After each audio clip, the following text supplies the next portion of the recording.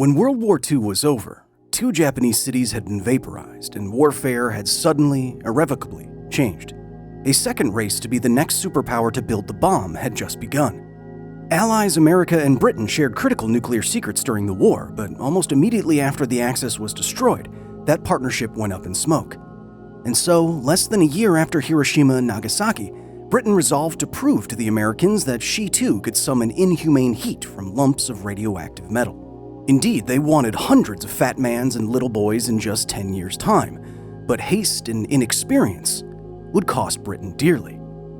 That is, when the public actually found out what had happened. Before Fukushima, before Chernobyl and 3 Mile Island, a mad rush to catch up with American nuclear dominance would lead to the very first public nuclear disaster.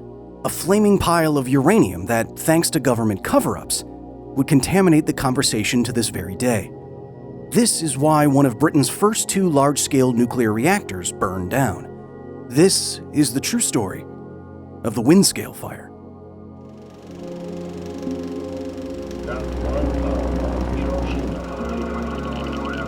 The accident occurred here at the 3 Mile Island nuclear power plant.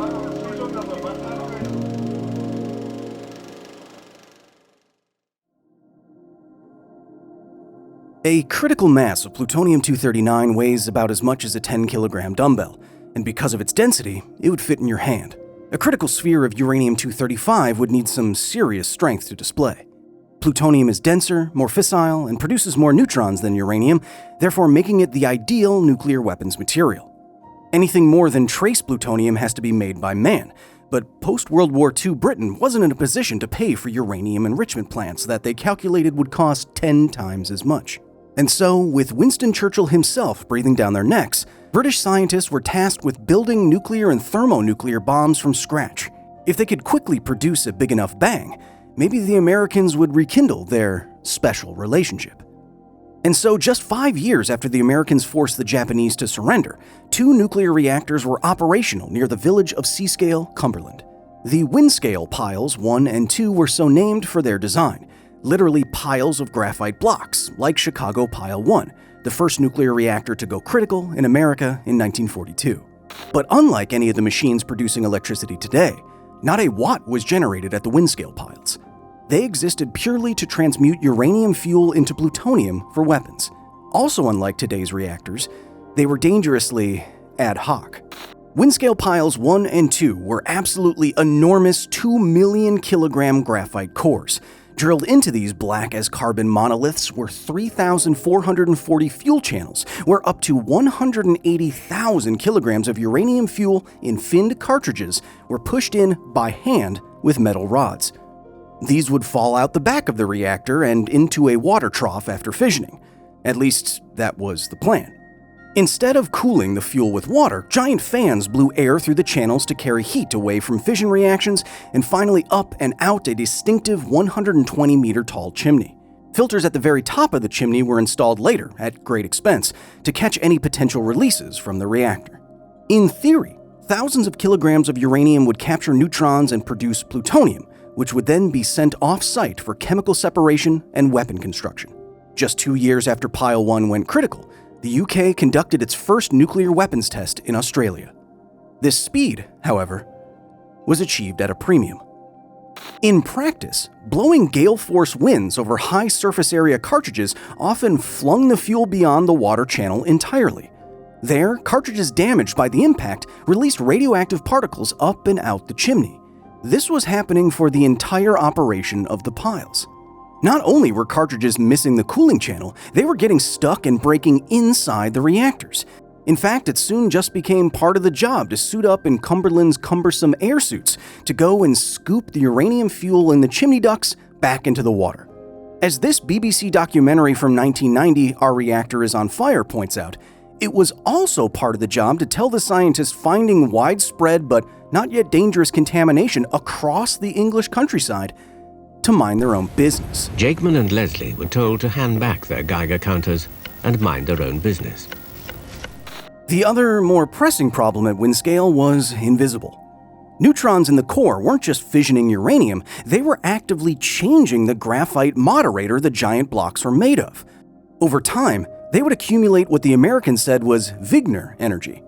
This energy would build up as the reactors ran and would, without warning, release itself as a huge amount of heat. This, combined with the fissioning uranium, had the potential to bring the reactor temperature far beyond specifications and risked setting everything, even the fairly heat-resistant graphite, on fire.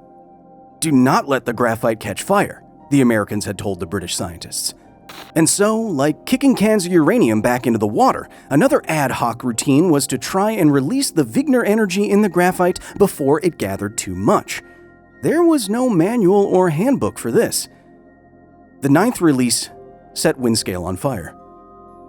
Look at any solid close enough, and you will find an arrangement of atoms. Those atoms are bonded together, and it takes some amount of energy to separate them. Amorphous solids don't have the same orderly structure that crystalline solids do, and therefore aren't as structurally sound, but it takes energy to move their atoms around nonetheless. If supplied by high-energy neutrons, that energy can bounce atoms around into unstable positions that they don't want to be in. A single energetic neutron can create 900 atomic displacements when hitting graphite. The resulting urge for these so-called interstitial atoms to return to their former positions is Wigner energy, named after U.S. physicist Eugene Wigner, and it can accumulate in any solid, and sometimes a lot of it. Up to 2.7 kilojoules per gram in graphite, which starts to approach the burning potential of wood and coal. With the special relationship with the United States over, Wigner energy was basically unknown to the engineers of the Windscale pilots. As a result, the thermocouples that kept track of the heating in the cores weren't designed to detect it. Energy could build up anywhere in these gigantic blocks, but there were only 66 sensors for 62,000 cubic feet of graphite. Another brute force solution was implemented. Intentionally raise the temperature of the core beyond specifications, get all the displaced atoms in the graphite to wiggle themselves back into position and release their heat. This core annealing process was more art than science, but Churchill needed his bombs. In the October of 1957, technicians at Windscale Pile 1 were preparing to anneal the core for a 9th time. The graphite was supposed to be exercised every 40,000 megawatt days of operation. But on this day, it contained 100% more energy than during the last atomic massage. An accident was literally waiting to happen. Unrelenting pressure to produce plutonium and other isotopes at Windscale had created conditions that scientists knew were dangerous, but the operators kept calm and carried on. Cartridge cooling fins were reduced to increase the heat of the fuel. Instrumentation was inaccurate. The core's graphite now had hot spots of unreleased Wigner energy even after annealing. James Mahaffey's Atomic Accidents makes what happened next seem obvious. Quote, "The Windscale piles were operating in emergency mode, at the highest possible power level, using flammable metallic uranium fuel and flammable lithium magnesium in piles of flammable graphite with gale force air blowing through them." End quote. Monday, October 7th. Reactor operators intentionally increased the heat production in the core of Pile 1, without air cooling, to initiate the 9th Wigner release. They didn't get the expected wave of heat, however, except in a single fuel channel, and so the next morning, the physicist on duty, nearly passing out with the flu, tried again. The temperature of the core rose as expected. Sick physicists or not, plutonium production was ready to crack on. But on the ensuing Thursday the 10th, one thermocouple had to be wrong. It said that the core temperature was rising, and it wasn't stopping. Soon the core was at twice its operating temperature. Worse yet, the filters in Pile 1's chimney were now detecting maxed out radiation rates. The reactor's heart had to be on fire, and it had been for 2 whole days. But just to make sure, a team went to the side of the reactor where fuel was loaded and removed observation plugs to look inside.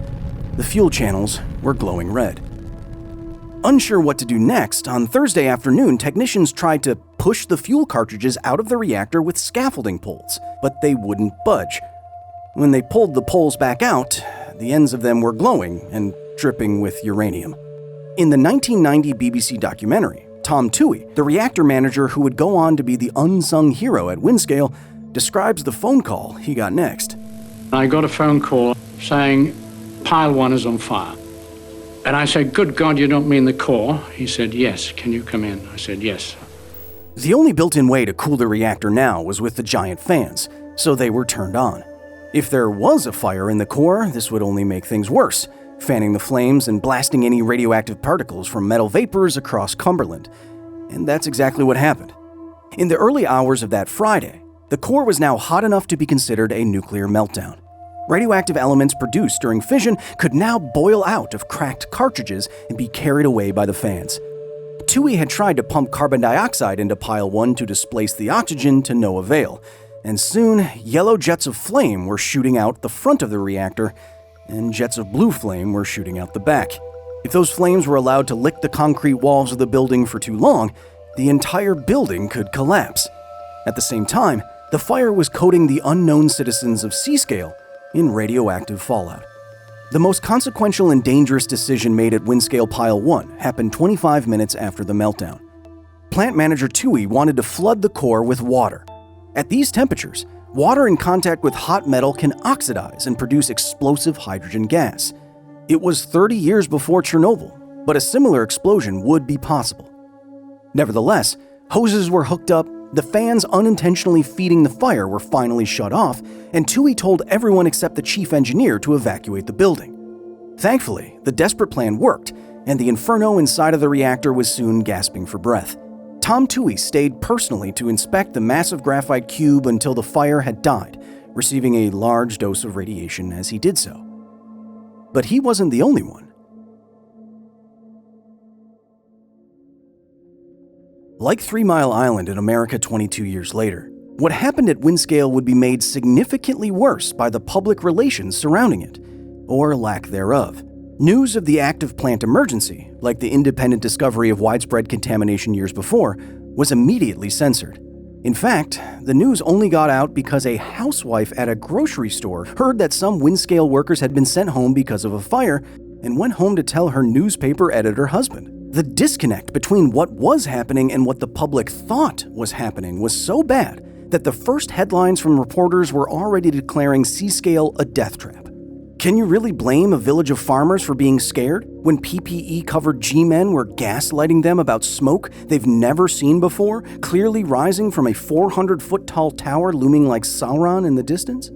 Thankfully, the government would quickly walk the right walk even if they weren't talking the right talk. Readings around Windscale indicated that radioactive iodine-131 was the chief contaminant after the fire, an element that is taken up by the human thyroid if ingested, a very radiosensitive organ, especially in children. And so the government paid for all of the milk from all of the cows grazing on iodine-dusted grass and destroyed it. It was poured into ditches and reportedly the sea for the next month. After a year, any iodine was gone, owing to its very short half-life of just 8 days. The British government was clumsily navigating the first nuclear disaster to affect the public, but, quote, the measures adopted by those responsible for the health and safety of the population in and around Windscale were essentially right, end quote. Essentially right or not, it's not surprising that the legacy of Windscale is still one of immense distrust. Harold Macmillan, the Prime Minister of Britain at the time, was trying to get enough plutonium to impress the Americans. If Uncle Sam found out that the UK caused a public health emergency in a rush to do so, the US might simply ghost what little remaining relationship there was. And so, Minister Macmillan, quote, covered it up, plain and simple. News was censored and or dismissed, and the full report of the accident, which was available just 2 weeks after the fire, wouldn't be released in full, unredacted form for over 30 years. Blame for the conflagration was placed on the Windscale operators, and the residents of Cumberland were left in the dark about potential health effects for decades. Every scary statistic you've ever heard about the health consequences of a nuclear disaster are based on a simple, and in my opinion, fundamentally flawed calculation.